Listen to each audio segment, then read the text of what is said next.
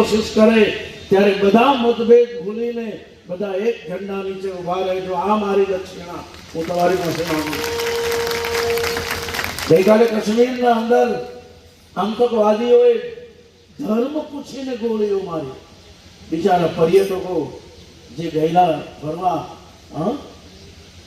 ટુરિસ્ટોને જાતિ જ નહીં પૂછી, નામ નહીં પૂછ્યું, તમારો કયો ધર્મ, અને પેલા લોકો એમ કહે હિન્દુ ધર્મ, એટલે ગોળી મારી. સાહેબા નૃશંસ હત્યા કરી છે. અને એ નાપાક માણસો, એની અવકાત કેટલી, જે નિહત્થા શસ્ત્ર વગરના માણસો સામે ગોળીઓ ચલાવે.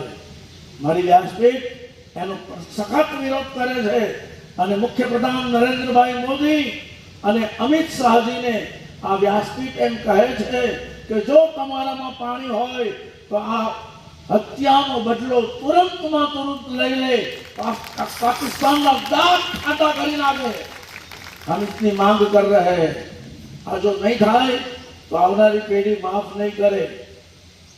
તો આટલું કહીને તમારા સૌમાં જે રામ બેઠો છે એ રામને આ વ્યાસપીઠ પરથી હું પ્રણામ કરું છું.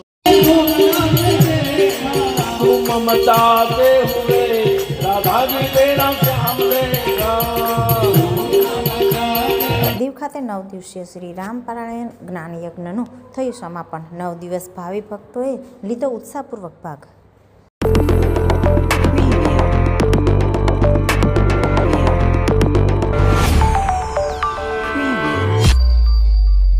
કેન્દ્ર શાસિત પ્રદેશ દીવના ઘોઘલા શ્રી રામ પારાયણ જ્ઞાન યજ્ઞનું આયોજન શ્રી રામકથા મહોત્સવ સમિતિ દ્વારા કરવામાં આવ્યું હતું. આ રામકથાનું રસપાન કથાકાર પરમ પૂજ્ય પ્રફુલ્લ શુક્લએ કરાવ્યું હતું. આ 9 દિવસની કથા દરમિયાન ભાવિ ભક્તોએ અનેક પ્રસંગો ખૂબ જ ધામધૂમથી અને ઉત્સાહપૂર્વક ઉજવ્યા હતા. જેમાં રામ જન્મ મહોત્સવ, રામ સીતાના વિવાહ, રામ સીતા વનવાસ, ભરત મિલાપ, રામેશ્વર પાર્થિવ શિવલિંગ પૂજા, કેવડ પ્રસંગ જેવા અનેક રામકથામાં પ્રસંગો પ્રદર્શિત કરવામાં આવ્યા હતા. લોકોએ પણ 9 દિવસ ભજન, કીર્તન, પૂજા અર્ચના વગેરેનો લાભ લીધો હતો. આ કથાના યજમાન શ્રી રામકથા મહોત્સવ સમિતિના રસિકભાઈ માનણ, રુચિરભાઈ મહેન્દ્રભાઈ ચૌહાણ, રવિન્દ્રભાઈ જેઠાભાઈ બારિયા, ભરતભાઈ લક્ષ્મણભાઈ બામણિયા, ધર્મેન્દ્રભાઈ જેઠાભાઈ બારિયા, હરજીવનભાઈ ગોકળભાઈ સોલંકી, અમૃતભાઈ હરજી બારિયા અને પરેશભાઈ કરશનભાઈ પટેલ છે. આ રામકથાના સમાપન પ્રસંગે સહયોગી તમામનું સન્માન કરવામાં આવ્યું હતું. કથા દરમિયાન ઉષા મહિલા મંડળ, તપેશ્વર મંડળ, બટુક તથા અન્ય ભજન મંડળી વગેરેનો ભરપૂર સહયોગ.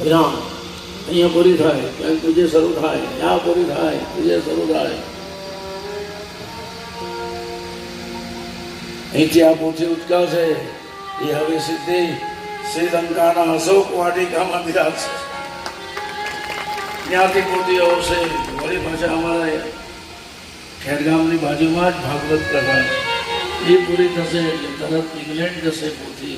ઇંગ્લેન્ડ મારા રામની એટલી કૃપા છે. આપણે પણ કથાને વિરામ આપીએ.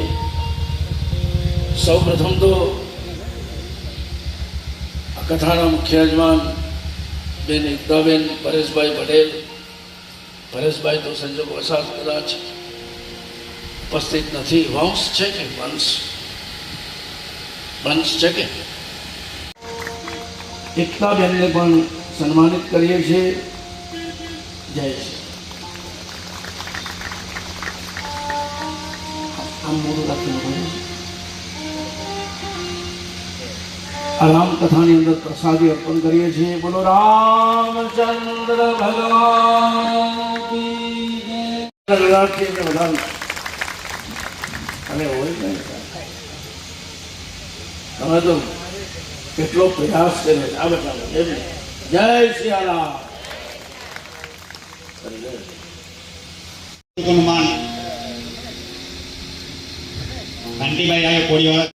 એમણે એમનું પણ અભિવાદન છે. તાળીઓના ગળગાટથી વધાવી.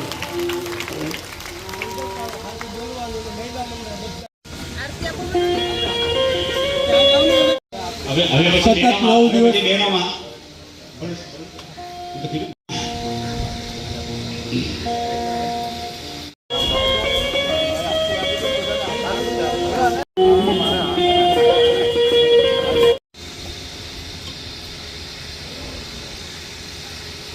કરશે. આપણે જોરદાર તાળી પાડી. છેલ્લા 40 વર્ષો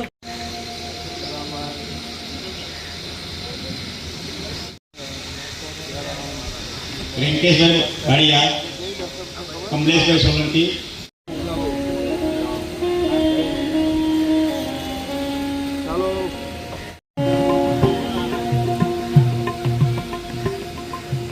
જલ્દી જલ્દી હવે 12 વર્ષની રાખતા જલ્દી જલ્દી બોલાવો.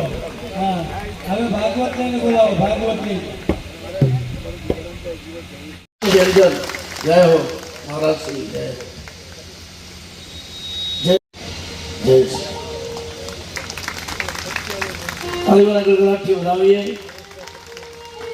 તાલીઓના ગળગળાટથી આપણે વધાવીશું. બીજું આ કથા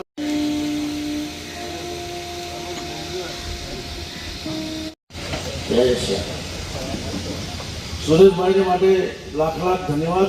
આપોનું ફૂલહારથી સન્માન કરશે. બ્રાહ્મણોની તો પહેલી પૂજા થાય સાહેબ. જય શ્રી રામ. શ્રાવણવાળા ભાઈનું અભિવાદન છે. ગોપાલ કૃષ્ણ રાધે કૃષ્ણ ગોપાલ. જો આરતી જરા બેઠાવજો.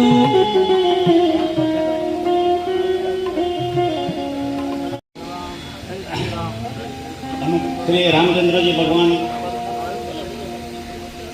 મહિલા મંડળ સત્સંગ મંડળ એમના જગદીશભાઈ ગોપાલ આવે. કુટુંબમાં છે ત્યાર પછી આરતી, ત્યાર પછી પોથી પૂજન. જરા ઝડપ રાખજો ભાઈ સન્માનમાં. શશિકાંતભાઈ મહારાજ બોલીએ શ્રી બટુક હનુમાનજી મહારાજ કી જય. રસોઈયા મહારાજ આવશે અહીંયા. રસોઈયા મહારાજ બેન આવી શકે. ગળાના મંડળ વૈશાલીબેન નામ લ્યો.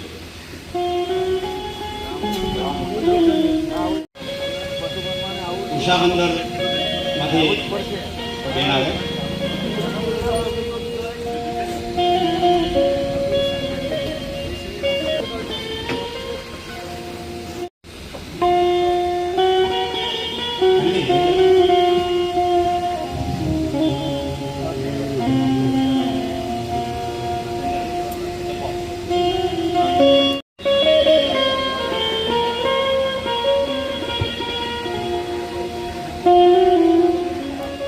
આચાર્યને વિનંતી પ્રાગટ્ય કરજો આરતીનું.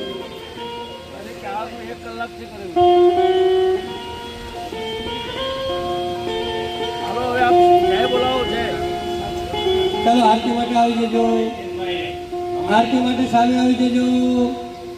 કથાના મનોરથી મુખ્ય યજમાન, દૈનિક યજમાન, ઉત્સવ યજમાન, જે નામ બોલા.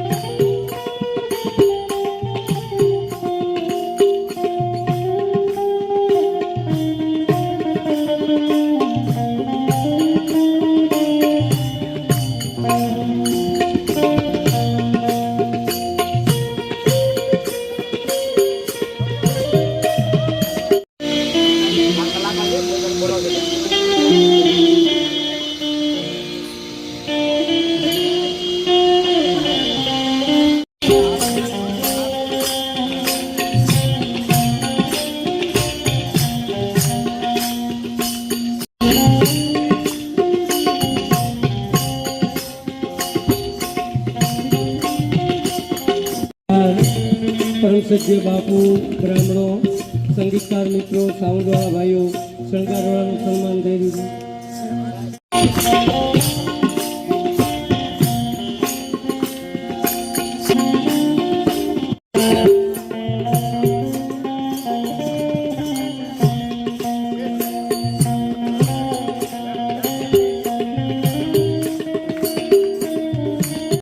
ભાઈ રમેશભાઈ ટેલર સુરનર મુનિવર સદકી નહલિપી અભિષેક થયો. જય જયકાર થયો. દેવતાઓ તો કોઈ પ્રાર્થના પૂરું થઈ ગયું.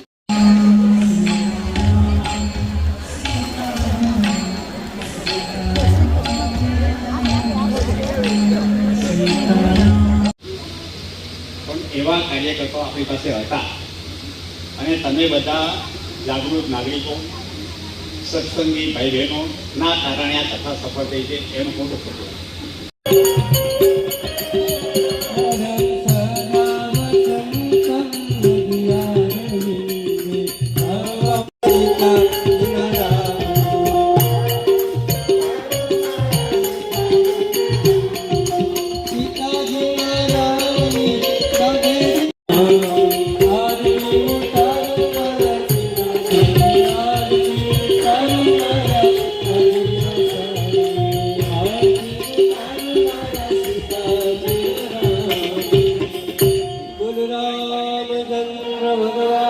ખડગેશ્વર મહાદેવ કી.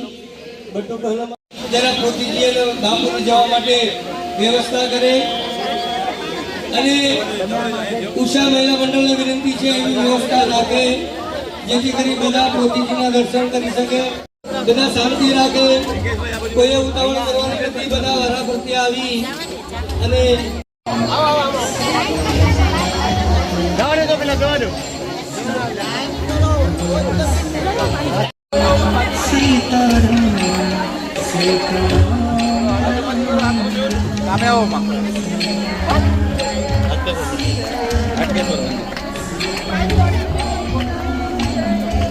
બધા પોતી યાત્રામાં જોડાઈ જાઓ.